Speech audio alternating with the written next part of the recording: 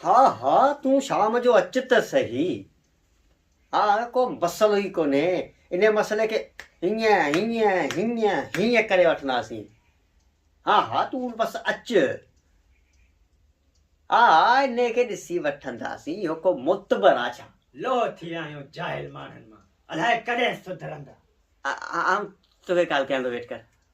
लो तंग थी पिया आहियूं कंहिंखे कंहिंखे सम्झायूं कंहिंखे सम्झायूं अलाए कॾहिं सुधरंदा। सम्झाए सम्झाए लोह थी पिया आहियूं कॾहिं सुधरंदा कॾहिं।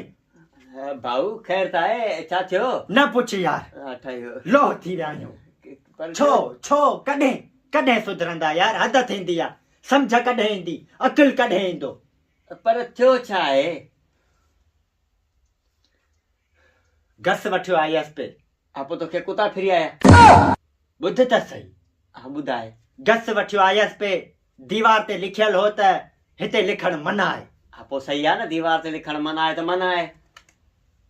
त पोइ निभागा जेकॾहिं लिखण मना आहे त पोइ उन छो लिखियो?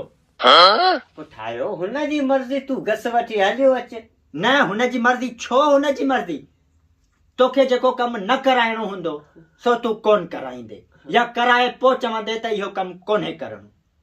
ज़ाहिर आहे कोन कराईंदुसि। त पोइ छो उते लिखियईं त हिते लिखण मना आहे? छो कॾहिं सुधरंदा? जाहिल माण्हू सम्झ नथी अचे माण्हुनि खे। पोइ पोइ छा थियो? पर मूं बि उते लिखी छॾियो। छा लिखियई? मूं लिखियो त पोइ तो छो लिखियो आहे?